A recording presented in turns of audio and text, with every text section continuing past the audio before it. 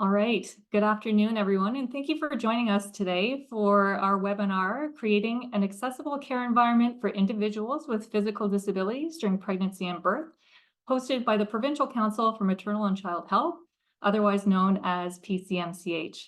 My name is Alexandra Thorpe. I'm a Senior Program Manager at PCMCH, and I'll be moderating today's webinar. Should you experience any technical difficulties throughout the webinar, please contact the email address that can be found on this screen, which is info@pcmch.on.ca, and we'll do our best to troubleshoot any issues. If you could go to the next slide, please, Liz. Thank you. So I'd like to begin this webinar by acknowledging the land on which PCMCH operates. This land is the territory of the Haudenosaunee, Wendat, and Anishinaabe people, and it's governed by the Dish with One Spoon Treaty. This nation-to-nation agreement committed these nations to share the territory in peace, friendship, and respect. All newcomers are symbolically included in this treaty and in the spirit of these obligations. So today, Toronto is home to Indigenous peoples from across Turtle Island.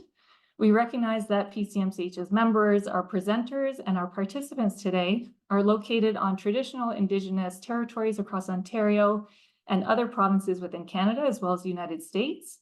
I encourage everyone to reflect on the land that you are on, who the traditional keepers of the land are, and what the treaty relationship is, or if it is unceded territory. So for those of you who may not be familiar with the Zoom webinar platform, your microphones will not be available. And in this case, we ask that you utilize the Q&A tab to ask any questions that you have. And we'll plan to address these questions at the end of the webinar.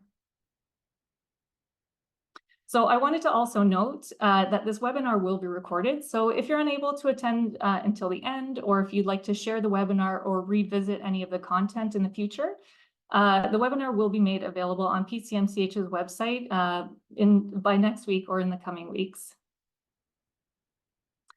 So if you go to the next slide, please. Thank you, Liz. In looking at today's webinar objectives, we'll learn from someone with lived experience about being pregnant and giving birth while concurrently having a physical disability. We'll review some systemic barriers and identify the healthcare needs for pregnant individuals and families living with disabilities. We'll review the model of care and key components within a dedicated antenatal clinic for those with physical disabilities. And importantly, we'll learn how to apply these aspects of care to enhance the quality of care in your own practices. So it's now my pleasure to introduce our presenters for today. So Diana Drake graduated with a Bachelor of Physical Education and completed her Bachelor of Education in 2013. She's a new mom, a teacher, a sports and travel lover, a paraplegic, and an advocate for the disability community. We also have Dr. Anne Berndal and advanced practice nurse Elizabeth Jung with us from Sunnybrook Health Sciences Centre, which is located in Toronto, Ontario. Dr. Berndal is a maternal fetal medicine specialist, the lead author of the Canadian National Guideline for Labor, Birth, and Postpartum Care for People with Physical Disabilities. And she's the director of the Accessible Care Pregnancy Clinic, which is the first in North America to provide pregnancy care specifically for individuals with physical disabilities. And Liz graduated with a Master of Science in Nursing degree from York University, and she has 18 years of high-risk obstetrical nursing experience. And she, as I mentioned, is the advanced practice nurse at the Accessible Care Pregnancy Clinic with Dr. Berndal at Sunnybrook. And with that, I'm happy to welcome Diana to tell us more about her story. Thank you so much for that introduction. I first want to say thank you to Dr. Berndal, Liz, and the whole team at PCMCH for allowing me to be a part of this and tell my story from a patient perspective. Like Alex said, I am a proud new mom to a little girl named Ryan. She was born at Sunnybrook Hospital on April 10th, and I can't believe she's already 8 months old. It's crazy to me. I am a phys ed teacher by education, a sports and travel lover, a travel agent, a small business owner, a paraplegic, and an advocate for the disability community. On July 20th, you can go to the next slide. So, thanks, Liz. On July 27th, 2017, I was in an ATV accident and became a paraplegic in an instant. I had 2 points of injury. So the top one, T12, shattered and a piece of bone lodged into my spinal cord. And then there was a compression fracture between L4-5 that crushed the nerve bundle. The first words out of my mouth were, "Oh my God, I can't feel my legs. I think I'm paralyzed." I went from being a carefree 26-year-old to celebrating my 27th birthday in the ICU with the reality of becoming a paraplegic. I underwent major surgery and I had rods from T10 down to my pelvis. You can go to the next slide, Liz. There were a few complications, but after 17 days of being in the ICU and the critical care ward at St. Mike's, I was moved to Lyndhurst, which is part of Toronto Rehab for spinal cord injury patients. It was there where I stayed for the next 3 months, and I learned how to live my life as a paraplegic. Next slide, please. These are 2 of the surgeons that were part of saving my life. So the first is Dr. LaRouche. He is the one in the scrubs, and Dr. Murray, who was just a fellow at the time. It was at this appointment where this photo was taken, 6 weeks after my surgery, that Dr. LaRouche walked in with tears in his eyes, apologized, and told me, based on the damage he saw during my surgery, that the hope was that I would eventually be able to transfer from my bed to my wheelchair on my own. He was blown away with my progress, and at this point, I already had some movement in my right leg. I honestly don't know where I would be without these 2 amazing surgeons and the rest of the team that was there that night, as well as the nurses, the OTs, the PTs, and everyone who has been with me along this journey. In an instant, my life went from traveling the world, leading service trips with groups of students, to learning how to do basic things again. And I'm talking basic things like go to the bathroom, how to get in and out of bed, how to put my pants on, put socks on, put shoes on. I went from being an athlete and doing all of these things to having very limited movement, and my whole world was flipped upside down. During that time, I was worried about what my future would look like. And one of my main concerns was if I was going to be able to be a mom. As time went on, with a lot of hard work, I started to regain my life back. Pretty early on, somebody told me that it's okay to have bad days, but try not to let those bad days turn into bad weeks, turn into bad months, or turn into bad years. Just take each day as it comes. And that really stuck with me. I had a choice to make. I could let this horrible thing control my life, or I could learn to live my life with this injury. I chose to live my life the way I wanted to, despite the injury. Sure, sometimes things are hard, but everyone faces hard things in their life. It really comes down to how you decide to tackle those things. I decided that I was going to continue being me, continue being active, and try to be the best person that I could be. One thing that was still on my mind, though, was how to become a mom. I apologize, the pregnancy hormones are still real. If I get emotional, I'm sorry. I am a proud single mother by choice. I've always wanted to be a mom, and that was really my life goal. I wanted to be the best mom that I could be. As we all know, there's unfortunately a time clock for women's fertility, and I decided that I wasn't going to wait to find a partner. I was not willing to give up that dream just because I was single.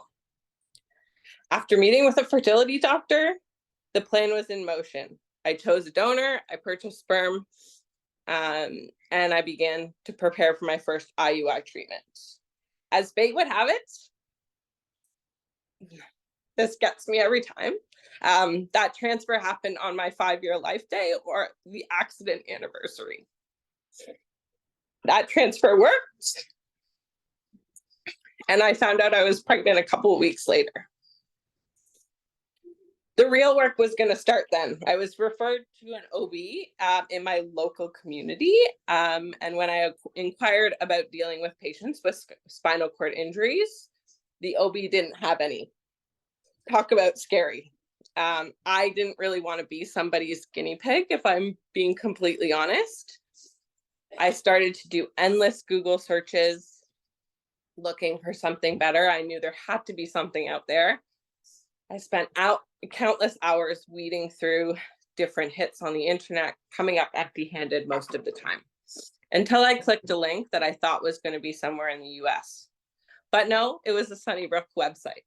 And I said to myself, wait, Sunnybrook, that's doable. In fact, that surgeon I was talking about earlier, Dr. LaRouche, also works out of Sunnybrook. As soon as I read the welcome blurb on the website, I knew that's where I needed to be. I contacted my family doctor as well as the fertility doctor and got a referral into the clinic right away. It was a match of my dreams as soon as I started my patient process with Dr. Brindle and her team. We came up with the best birth plan for my specific needs, and there wasn't a T that wasn't crossed or an I that wasn't dotted. I was closely monitored. I had an updated MRI to get accurate imaging for anesthesia. I met with that team, a hematologist to go over afterbirth care, and the list goes on and on. While my birth plan didn't go exactly as I thought it was going to, nothing was rushed. Everything was explained to me, and we made the decision together. The instance that I'm talking about here is that my plan was to be awake during my C-section. However, the morning of, the anesthesiologist came to me and explained his concern with doing a spinal. From the imaging, he noticed that my spinal cord was tethered to the scar tissue in an area that was damaged and the area that they would normally go through. For those of you that don't know, the end of your spinal cord looks like a frayed rope, and those endings are just free floating in your spinal column, whereas mine were attached to the scar tissue. Because I have some movement and it's really helped my mobility in my legs, he explained the risks that would occur if they tried to do that. It's still a needle going into your back. And he didn't want to take the chance of causing more damage. One thing that I do thank him and I think about a lot is that he let me make the choice before telling me that it wasn't really an option.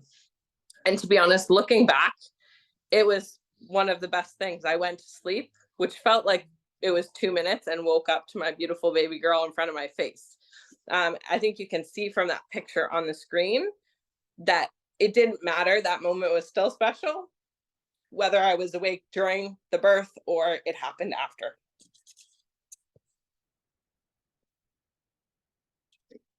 Little Miss Ryan Savannah was born the morning of April 10th, and she's forever changed my life. I have Dr. Brindle and her team to thank for that, and for taking such good care of us while I was pregnant and after.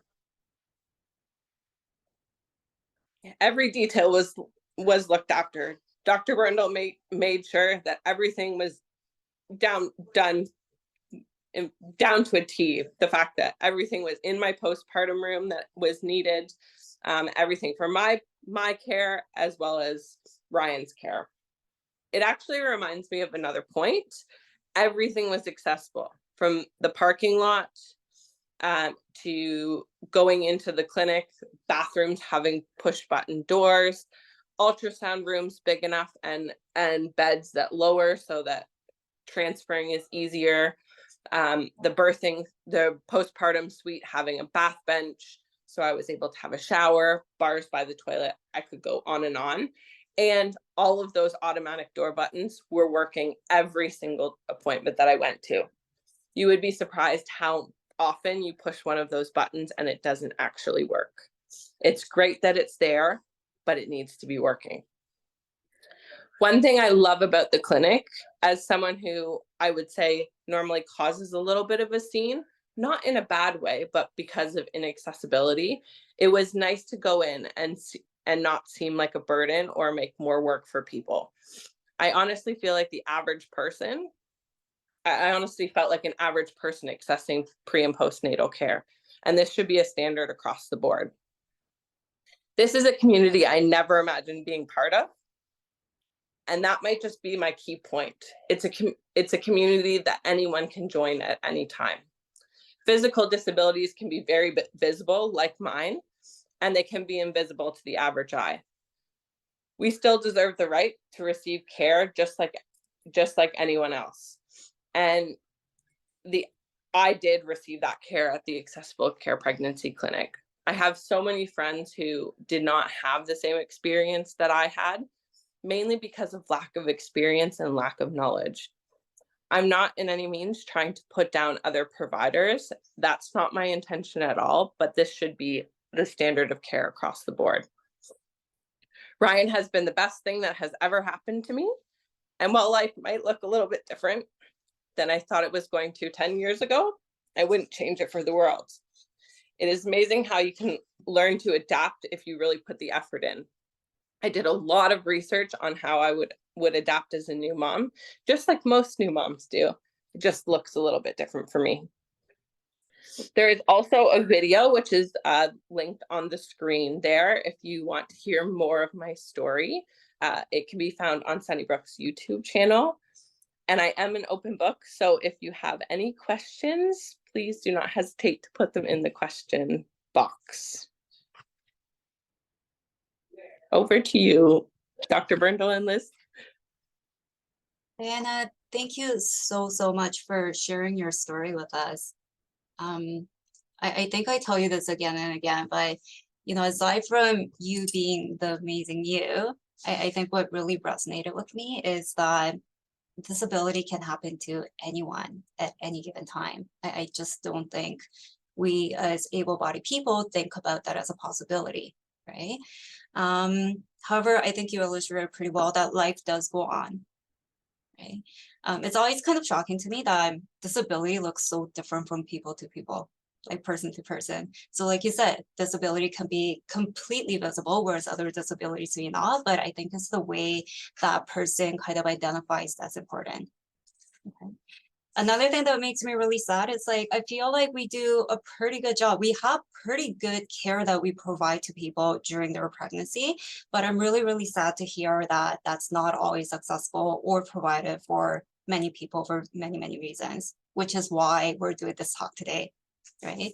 So let's talk about what we generally know about physical disabilities and pregnancy.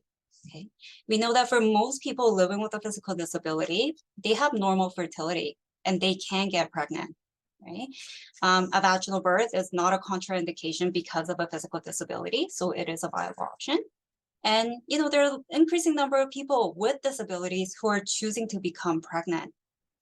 So in that sense, pregnancy is generally a safe choice for the vast majority. Having said that, we know that people living with physical disabilities, there's a whole bunch of barriers that they face. Right? But what was shocking to me was that it's actually the negative attitudes that we hold as healthcare providers towards people with disabilities that seems to be the biggest barrier in these people accessing healthcare.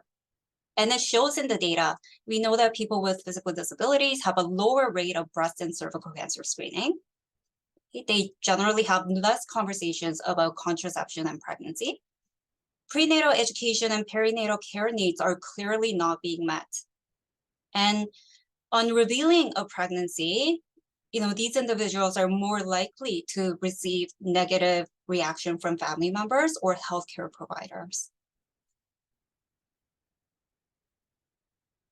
And then there's like the practical aspects, right? The physical and environmental barriers to receiving care. So in coming to an appointment, we want to think about how are they actually getting there? Are they driving? If not, is there accessible transportation that they can access? Is there a publicly funded accessible transportation? If not, are there private methods, right? And then we want to think about the facility in itself and that, is it truly accessible, right? Are there accessible parking there? And even so, does it always work out? Sorry, there's a bit of a lag, okay? And like Diana mentioned, is the facility, is the clinic or the hospital in itself, is it actually accessible? Can people get in? Is there enough space for them to safely maneuver? Are the equipments that we have for our general practice, is it accessible? Can we use it for providing care for this population? So in creating our clinic, we knew that there were unmet clinical needs generally in this population. But we really wanted to develop a model of care that was person-centered. So our approach in developing the model of care that we use in our clinic was through numerous interviews with mothers who are living with a physical disability. So kind of learning from their lived experience as to, hey, what was helpful, what was not, what can we do better on, right? And also in speaking with leaders in the disabled community, so different organizations that kind of lend us their insight into this process. And what was identified through the whole process was these reoccurring themes that occurred again and again that ultimately became our clinic's pillar of care. So I don't think these pillars are any different from that of a general population, right? We all want to be respected as an individual who can make our informed choices about our own bodies and our own healthcare needs. Some of the aspects of accessing healthcare was just harder for people living with a physical disability. So consolidating care, if that was possible, right? Increases accessibility and the quality of the care that could be provided. Excellence in communication. And we don't only mean communicating between healthcare provider and the patient, but within the interdisciplinary community was super helpful. They want to get a sense that they're getting the same message from different providers that are involved in their care. And like everybody, high quality care that is evidence-based practice. So after we identified those pillars, we wanted to think about how we can translate that knowledge into actual practice, right? And in doing this, we had numerous interdisciplinary meetings with different specialties that that gets involved in providing care during the pregnancy. So these are all the different specialists and specialties that were consulted in this process. So what does accessible care actually look like? Like Diana mentioned, we wanted to create a physically accessible environment, right? So that kind of looked like an accessible washroom where there was enough space for people potentially using accessible devices, mobility devices. A working door button that can open the doors, automated paper towel dispensers, soap dispensers, and sink, and the bars that can come down by the toilets for additional support if needed. We also have a wheelchair accessible scale, right? That way we have a means of monitoring the gestational weight gain, even if somebody was using a mobility device. And one practice that we found very helpful in our clinic is to actually weigh the wheelchair at the initial visit when the person is actually getting an ultrasound. So that way we can document the weight of the wheelchair on their chart, and the subsequent appointments, we can just weigh the patient with their mobility devices and simply subtract the weight of that mobility device so we can kind of monitor the weight gain that way. A Hoyer lift, a ceiling lift, not everybody might need it, but when they need it, right? So having accessibility to these equipments were very helpful. And things we can find fairly easily in a hospital setting, like a step stool to kind of assist with their mobility needs. Another thing that we tend to really focus on in our practice is excellent communication. So I'll kind of talk about what our communication process looks like. And I've actually broken it down into two separate kind of points. So number one, we do try to open up that communication route with their patients pretty early on in their care. So at our clinic, we have a centralized referral system where we receive all the high-risk obstetrics referral to one place. And we're actively always screening and triaging these referrals. Once there's a referral that's been flagged for somebody that may have more complex physical needs, that referral gets sent to either myself or Dr. Berndal. And once an appointment for that patient has been booked, I try to call out to the patient before their initial appointment. And in doing so, two purposes. Number one, we want to better prepare ourselves for their appointment. right? We usually talk about if there's any special equipments that may need to be arranged, such as a lift or other devices that could help with their appointment. And we try to make sure that we actually have access to that equipment at the time of their appointment, prior to their appointment. That way, things can run more smoothly and more on time, both for our clinic needs and the patient's needs as well. Another thing that we do is we book the patient's ultrasound spots for a little bit of a longer appointment. Okay, that's the way we can kind of account for any complex transfer needs that may come up. Okay, we can also take the extra time to ensure that our patients are comfortable while getting their scans. Okay, so we take all of this information and we kind of communicate that within our clinic team. So number one, we're aware of that patient's needs and that we're ready for this appointment. And number two, the patient can have an opportunity to ask questions about their upcoming appointment. Some of our patients may have complex pre-existing medical needs that were already there prior to the pregnancy happening. And like all things, these medical conditions need to be monitored throughout their pregnancy as they can change over time. So we do a lot of consultations with different specialties to ensure that number one, that our patients have a safe pregnancy, and number two, that we can kind of plan for a safe delivery and recovery as well. So this is an example of different disciplines that may come into somebody's care team during their pregnancy and delivery journey. And because that these consults could take some time for it to be arranged, we want to kind of think about and kind of anticipate the changing needs of that person earlier on and put these referrals in with enough time for it to be arranged for when it's needed. So what we hope for, right, is we want to kind of know about our patients that are coming to our clinic so we are better, that we're ready for these patients. Hopefully they will encounter an accessible environment and encounter a team that knows about them, that knows when they're coming. We have the equipment ready for you if you need you. We know when your pickup time is, so let's make sure that we can get all of these done and get you out on time. And then they're taken in for their care.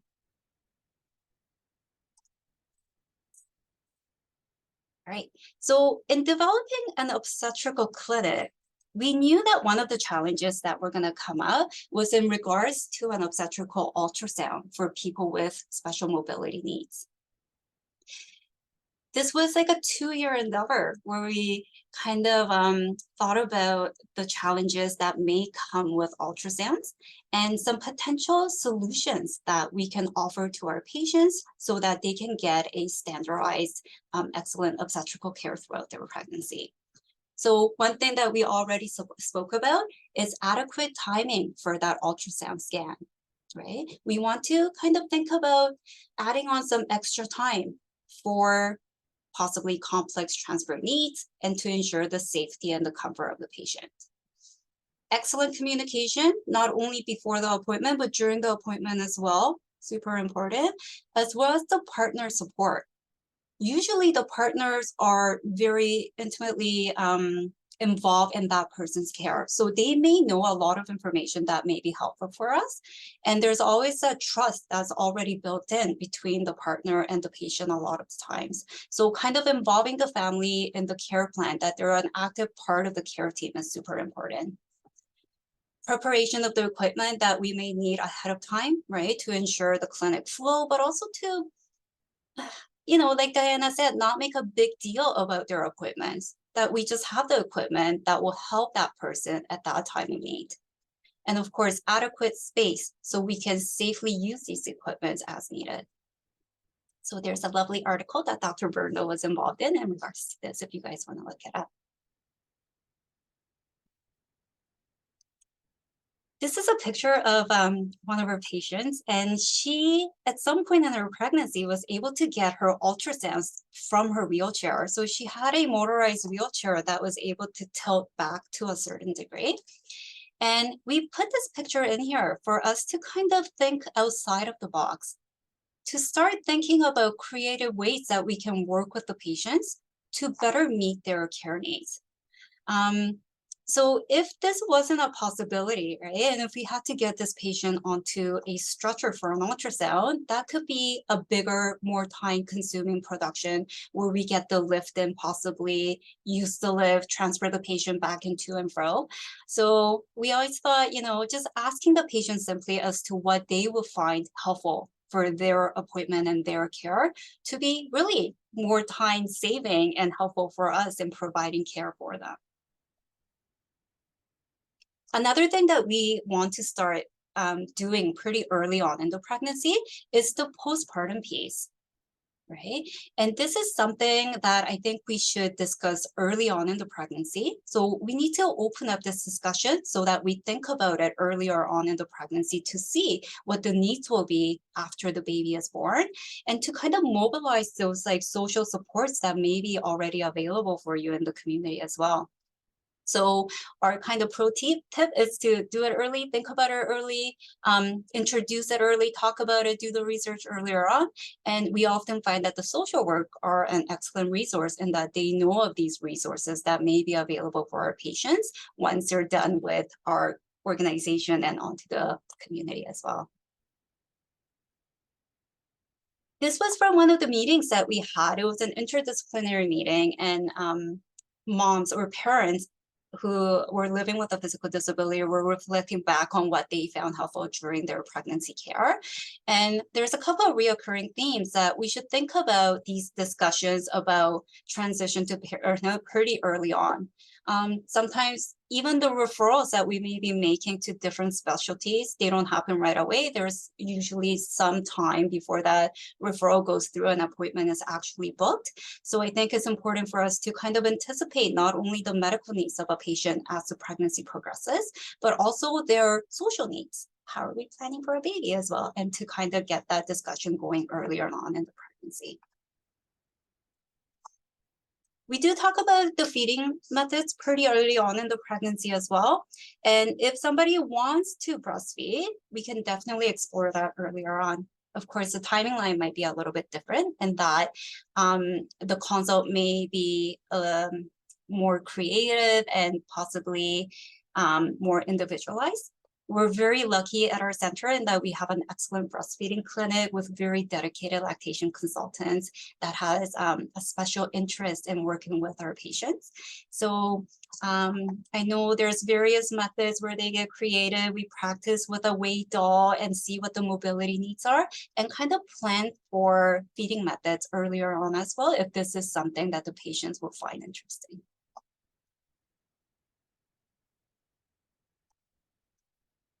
All right, I'm gonna pass this part over to Dr. Berndl. Great.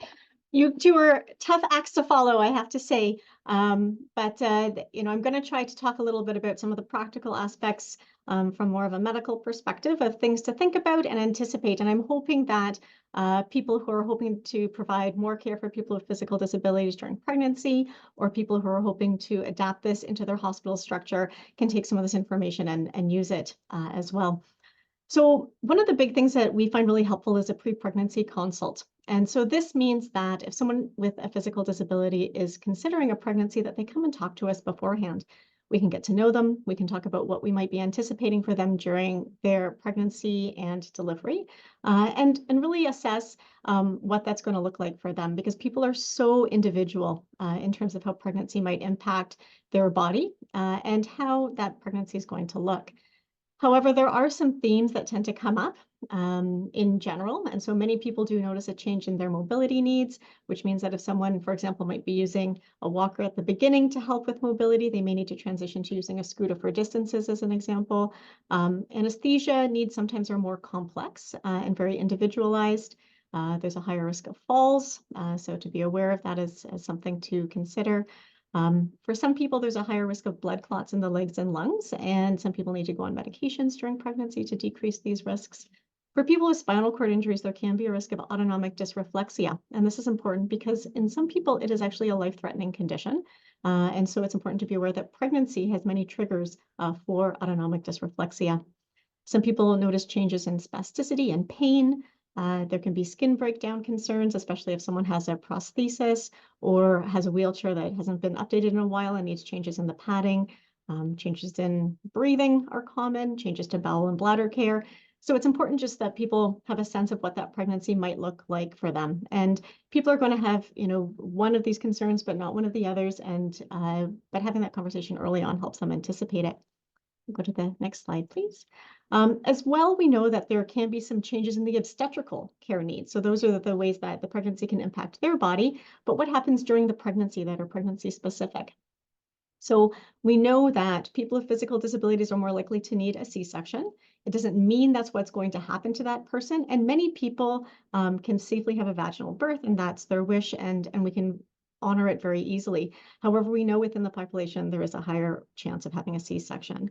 There's greater risk of preeclampsia and diabetes during pregnancy. There's higher risk of problems with the anesthesia, so poor pain control in labor. And there is a higher rate of postpartum depression in this population as well. Some people are more likely to need an admission to hospital at some point or have a longer postpartum stay. So just some practical things to consider. From the baby's perspective, there is a higher chance of having a preterm delivery or a low birth weight baby and a NICU admission. It's thought that a lot of these concerns are not necessarily specifically related to the physical disability itself, but perhaps the comorbidities that tend to go along with it. So again, there's no one size fits all in terms of the concerns. Next slide, please. In terms of getting into more details, and there's so much to talk about in regards to this, these are two good resources that you might want to look into if you're considering seeing more individuals like this in your own practice. So there's a guideline for labor, delivery, and postpartum care for people with physical disabilities, as well as the Spina Bifida guideline, and this is through the American Spina Bifida Association for Women's Health. Next slide, please. So one of the big questions that comes up, and this often comes up like even in the pre-preg consultation or right at the very first visit, is how am I going to have my baby? Do I have to have a C-section? Can I have a vaginal birth? What is this going to look like? And people have really specific concerns and desires during this time frame. Next slide, please. So, and that is an important decision to make in terms of what we're going to be doing for the main event. And it takes a lot of consultation and a lot of understanding of that person's personal health history when making that decision. And again, there's no one size fits all, and we need to think about that whole individual and all of their pre-existing health concerns as well. Some major things that we think about are anesthesia options. Is there previous surgery that's there, hardware that might be in place? Are there specific bony structures that person has that's going to influence the mode of delivery? What about their musculature? Do they have concerns about contractures? Do they have severe osteoporosis, which is a concern for some people, a risk of subluxation? Does the person have a pushing capacity? And if they don't have a strong pushing capacity, how do they feel about the potential for an operative vaginal delivery? So these are some things to talk about and consider. And most importantly, of course, are the person's personal preferences. Other things from a planning perspective, thinking about where and when. So, what should we do surrounding birth? So ideally, we want to be in an accessible space when the person is giving birth. So we're very lucky in that we have an accessible birthing suite at Sunnybrook. And really what this means is it's a large space that can accommodate equipment. We can easily fit a power chair, a Hoyer lift. There's a place for a partner to sleep, and there's an accessible washroom that's there. So this makes an accessible space for birth. In terms of when you're thinking about a birth where the person might need a longer recovery time or things might be more complex, earlier in the week tends to be better than later in the week. So Monday, Tuesday is better than Wednesday, Thursday, Friday from a planning perspective. And this helps to make sure that there's the same team on throughout the week when caring for that person. So it just provides for more consolidated care. Next slide. Perfect. So when we're planning for birth, especially if it's a more complex scenario, we tend to have interdisciplinary team meetings. And the people who are going to be attending this will be the people that we've consulted throughout the pregnancy from that interdisciplinary team, as well as the person who's giving birth and their support people. And it's important that we have all of these individuals there so that we can make an ideal plan, so a plan A, but also talk about what happens, if there's a plan B or an emergency. Many people show up, 3 weeks before their planned induction date at 4 o'clock in the morning. And so what are we going to do for that individual and make sure that everyone is on board in terms of what the plan is? And this is something that then the person themselves knows what the plan is. This is something that there's copies in birth unit and in our EPR as well, so that people can access it in an emergency. Next slide, please. We also have to be really creative about what information is being translated. We want to make sure that, especially in a complex scenario, that the game plan is well illustrated. This is just an example of a person who had a spinal cord injury, but also had multiple intra-abdominal injuries associated with it as well. And this person had a bladder augmentation with a conduit and sort of a polytrauma scenario where their abdomen had to be opened many times because of infections. So there were significant adhesions here. And so we're thinking, what is the safest way for this person to have this baby? And the decision was between, we can do a trial of a vaginal delivery, but if there's an emergent situation, there is a higher risk of damage to that person's bladder and bowels because of all of the adhesions, versus a planned cesarean section with the urology backup available. So again, individualized decision making, and for this person, we mapped out the safest place to open this person's belly, and we made a picture and we drew a line and said, cut here. So this is the safest place we're able to map out through the interdisciplinary care between obstetrics and urology together. And this is a photo that this person carried around with them, and we also attached to their birth plan so that if they did show up at 4 o'clock in the morning, that it was really clearly illustrated what was going to happen, and it was a really important part of the safety planning for this person. Okay, next slide, please. So once we've made our decision about a trial of a vaginal delivery or a plan for a C-section, there are some really specific aspects of that care that we should be thinking about from a planning perspective. So if we're planning for a vaginal birth, there are some people who may benefit from an induction of labor. And a lot of this is really practical stuff. So one of them is transportation concerns. So some people might have their own wheelchair accessible vehicle, and so then the concern is less, but some people may not and make use mostly of wheel-trans, for example, when they're traveling from one place to another. Wheel-trans, you need to book 24 hours in advance. That's not going to really work if someone is in labor and needs to come into the hospital. And if you call 911, you'll be taken to your nearest hospital, which may not have your birth plan there or your care providers. Some people are not able to assess when they're having contractions. And so, you don't want to be in a scenario where someone is having an emergent delivery or an unattended delivery. There are some people who have really challenging IV access or epidural access, and having someone come in and in a planned scenario, make sure that they have good access beforehand makes lots of sense. And for people who have spinal cord injury and are at risk of autonomic dysreflexia, having that epidural in place before an induction decreases their risk of autonomic dysreflexia. So lots of things to think about. There's also some positioning things to think about. Most people give birth in one way or another in sort of a semi-squat position. And sometimes we'll practice in the office. Well, towards the end of pregnancy, what position feels good? Do you want to try on your side? How do you feel at this angle? We encourage people to practice at home what's going to work for them. Some people have limited range of motion that can be associated with contractures or spasticity. Sometimes this changes when someone has an epidural in place. But thinking about worries like a hip dislocation, which can happen for some people are at a fracture risk as well. Sort of mapping out what people's comfortable angles in terms of their hips is important. And then making use of that in the birthing room. Sometimes we'll have a partner supporting or making use of footrest to make sure that we're not over-exaggerating it and inadvertently causing an injury during birth.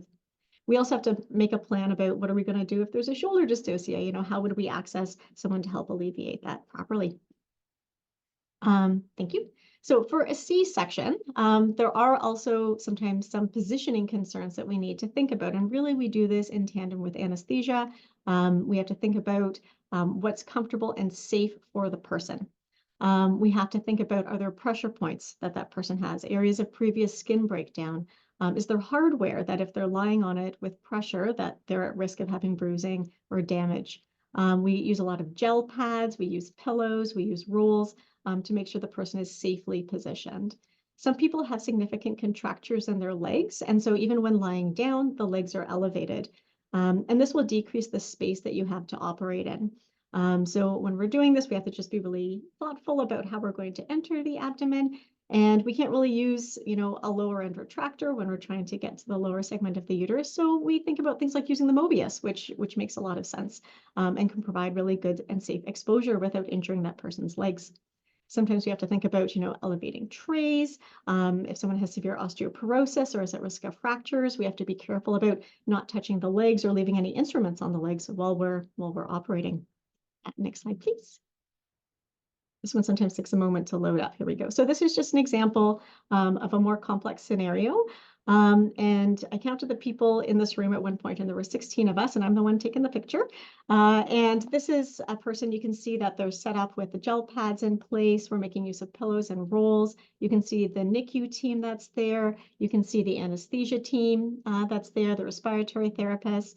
So it really was, a good interdisciplinary team planning to make sure this person was as safe and comfortable as possible during their cesarean birth. Next slide, please. Another thing that we really try to do to make this person-centered as well as more safe for the individual is we'll use partner participation in the operating room, even for a general anesthesia. So often a partner or a support person knows that person very, very well and can help to make sure the person is lying in a comfortable position if they need to be there for an hour, without causing injury to them, even for a general anesthesia. So they can help us do that initial setup. I think it's also a really important part of family and person-centered care to be really focusing on this as a family event. And we want to make sure that we're attending to those needs. And this still is a birthday party, even if there are complex aspects of it. Next slide, please. We also try to organize birth photos. So if someone does need to have a general anesthesia for their delivery, this is an easy thing to do, but it matters an awful lot to the person giving birth to have pictures of a baby being born, pictures of those first moments. And it's a very simple intervention that I think has a huge impact in terms of patient care. Next slide, please. Some of the other things that we do, if someone needs to recover in the ICU, so we sometimes have someone that's the right thing for them from a safety perspective, bringing the baby down into the ICU and encouraging breastfeeding there during recovery. So, working with our teams, thinking about what we do from a policy perspective and can we alter it and make it better and make it more accessible for that person who's giving birth. Next slide, please. So, in summary, when you're thinking about setting up more care for people with physical disabilities during pregnancy, which I truly hope you are, the first step is, of course, challenging perceptions of disability and pregnancy, not only for yourself. I'm sure everyone here is enthusiastic about it, which is why you're part of this webinar today, but allowing other people who are part of the care team to think about what disability, pregnancy, and parenting looks like. Early communication from the beginning. What are that person's individual needs? Creating a person-centered plan with an interdisciplinary team. So, and this is really one of the most exciting parts of doing care for people with physical disabilities in pregnancy is I meet so many wonderful people and work with so many wonderful people from different disciplines. So there's so much to learn that's there. Creative problem solving. So asking that person, what's going to work for you? What can we change in terms of our policies from a top-down perspective that is going to provide better person-centered care, safer person-centered care? Next slide. So thank you so much. This is just an example of some of the wonderful people that we've been able to care for and have been very generous in sharing their stories with us. And we learn so much from our patients every day. We've been doing this now for 7 years. And we are really hoping that other people are interested in expanding and providing prenatal care for people with physical disabilities. And that's really how we're going to make this more accessible, is if it's not just here, at Sunnybrook, but we have more people who are interested in providing that type of care. And I'm hoping that you can take at least some of the pieces of what we've learned and apply it to your own hospital, your own system, and your own care. If you have any questions about anything, Liz and I are very interested and excited to speak to you. If you want to contact us, if you want a site visit, if you want any information, we're very pleased to provide that. As well, we have a number of resources that are going to be posted about our flow chart in terms of providing care for people with physical disabilities during pregnancy, as well as complex care planning. Thank you so much, and I hope there's some questions. Thank you so much to Diana, Elizabeth, and Dr. Brundle for your presentation. It was really excellent. As I mentioned, sorry, Liz, you can stay on the previous slide if you like for now for a minute. And also thanks for leaving your contact information. That'll be super helpful for everyone. Our first question is for Diana. So what are the key elements that made your experience positive? Or are there any other considerations that would be helpful for care providers to think about? So for me, just being comfortable and being heard and seen are major things. As soon as I met Dr. Brundle, and even before I met Dr. Brundle, I spoke to Liz and we went over kind of what my care needs would be. Like they were both saying, physical disabilities can be different for every person. So finding out what actually worked for me was a huge thing. So making sure that it was specific to my needs. Just because I have a T10 spinal cord injury doesn't mean somebody else with a T10 spinal cord injury have the same thing or the same needs. So having a specialized plan just for me made me feel really comfortable, and knowing that I was going somewhere where if there was an emergency and Dr. Brundle wasn't there, the whole team knew what was going to happen. And it was all documented, and it was all there and ready if there was some sort of emergency. So that was a big piece for me. I can't really think of anything that wasn't done from the helpful side. It was a great experience for me. That's great. That's excellent. Thank you. The next question is, are there any specific supports required during postpartum recovery in regards to equipment and supports for infant feeding and wound healing and those types of things?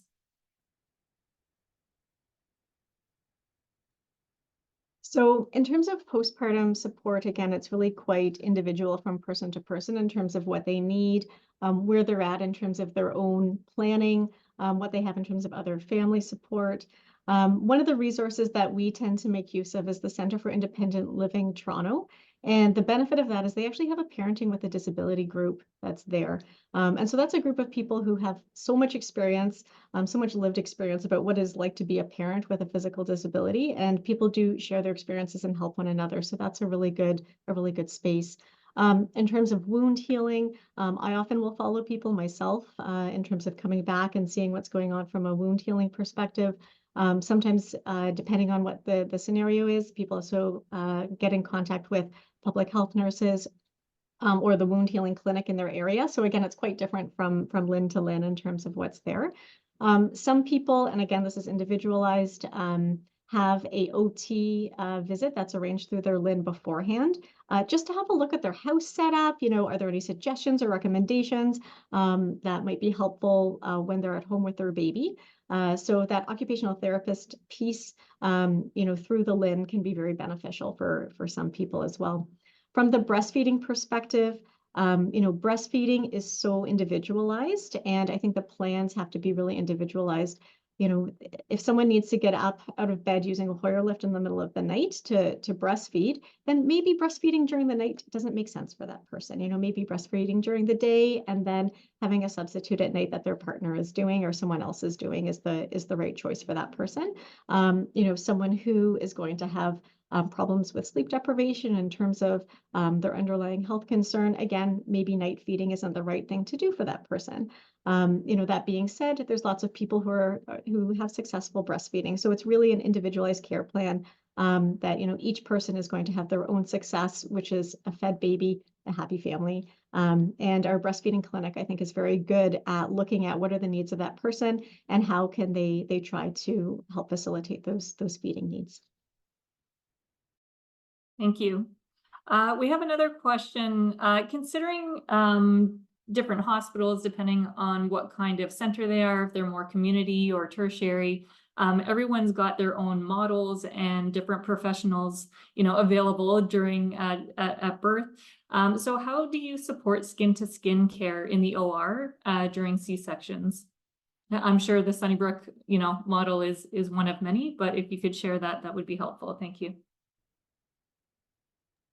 So in terms of skin to skin in the operating room, there's different things that we do. To have skin to skin where it's directly across the chest of the individual, you need to have usually a second nurse or a support person to support that baby there, just because the person who is having a baby by C-section, sometimes there's some weakness, it's a little slippery baby. So we want to make sure there's a second person that's available to do that.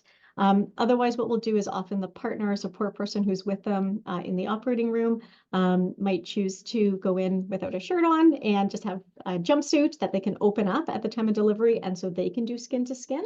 And then they can also support skin to skin along the face of the face of the person who just gave birth as well. So there's different options that are available. All right, that's great. I'm just looking at the timing. We're at 12:58 right now. So Liz, if you don't mind going to the next slide, I would. I think that we should conclude. We do have another question, but given timing, we want to respect everyone's time. I just want to say thank you so much to our presenters, Diana, Dr. Brundle, and Liz, for being here today, and to all of you, our participants who took the time to participate and attend this webinar. Your feedback is very important to us, so we ask that you please take a minute to complete a quick survey that'll pop up at the end of the webinar, which will also be sent to your email address. And finally, as I mentioned at the start of the webinar, this recording will be posted to the PCMCH website in the coming weeks, so please feel free to come back to it and share with your colleagues. And on that note, I just want to say thanks again, and I wish you all a great day and a great weekend. Thank you.